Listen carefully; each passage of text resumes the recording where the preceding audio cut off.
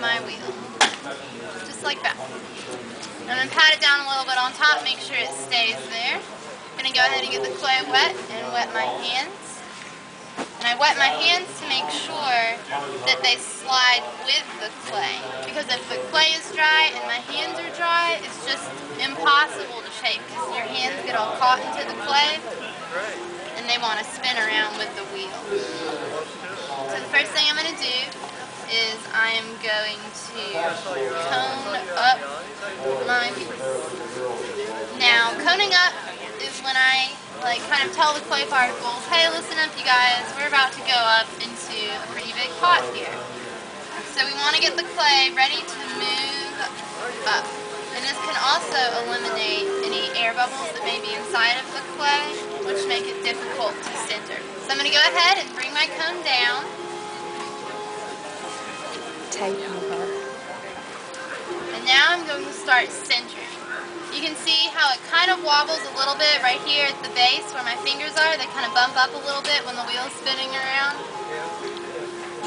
That means that there's a slight wobble and it's not all the way centered. And to get it centered, I make a wall with this hand and a ceiling with my other hand, and I just hold the clay. I'm not really pressing into it because if I do that, then I would shove it off and it would fly off into the audience, which I don't know about you, but if I was standing out there, I wouldn't want a wad of clay to end up in my face. So, what we do is we just kind of compress the clay into the area of our hands.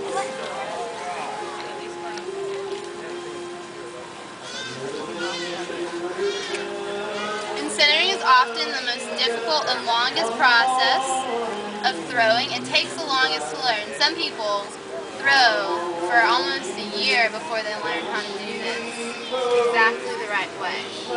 Alright, so once I have my clay centered, and it is almost there, all you have to do is cone up one more time.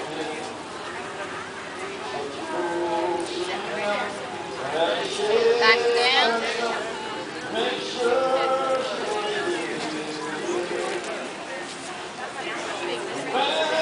And you keep adding water to make sure that it doesn't have too much friction and stick to your skin.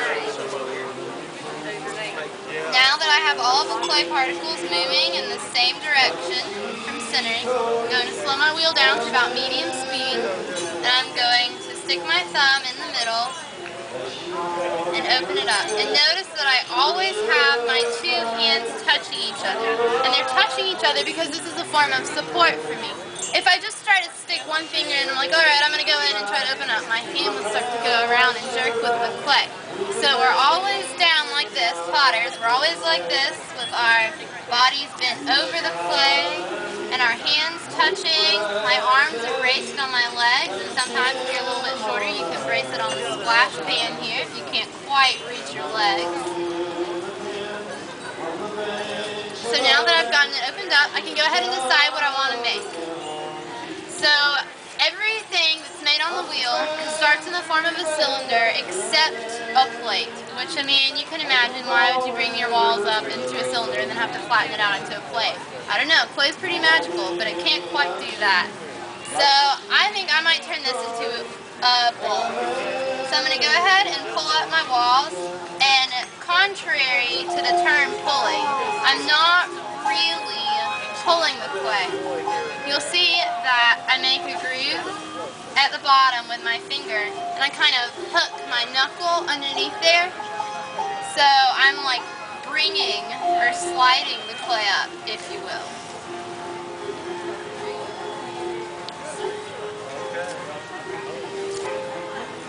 And you pull all the way up to the top. And now, since I decided that I'm going to make a bowl, I'm going to go ahead on this next pull and start to bring it out into the shape of my bowl. If I was going to make a mug or a vase or something like that, right now I would just keep going straight up. But since I want my piece to be wider, I'm going to go ahead and pull out as I pull up. That's right, the width behind you. Just a little bit. And you'll see how easily the clay likes to go out.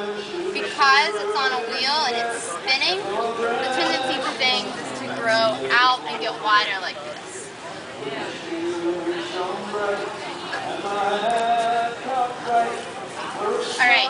so I have about one more pole left in the bottom here. When I first start out, the walls are pretty thick like this. And then once I do one pole, the walls kind of go like this. And by the end, your walls are going to be the uniform size all the way up. And the reason that we want this uniform size is so that it dries at the same rate. If your piece doesn't end up drying at the same rate, then you could experience some cracking. And once again, since I'm making a bowl, I'm going to go ahead and pull outwards. Alright, and now comes my favorite part, shaping. So after I've worked this hard to get it to look like this, I'm going to tighten up my rim just a little bit here. And my bowl is as wide as I want it at the top, but at the bottom it's still a little narrow, and I don't quite like that look. So what I'm going to do is I'm going to do something called bellying out, and I belly out by having my hand inside, slowly pushing out with a little bit of pressure, and my outside hand is just there for a little bit of support.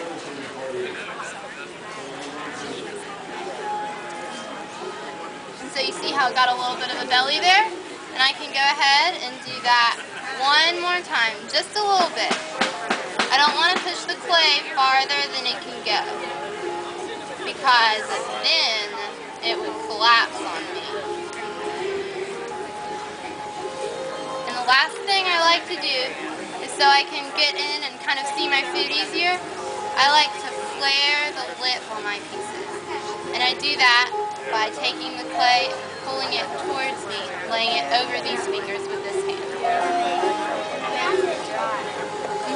Alright, so now I have a bowl. And what I need to do is I need to take my sponge and wring the extra water out and get the standing water in the bottom out.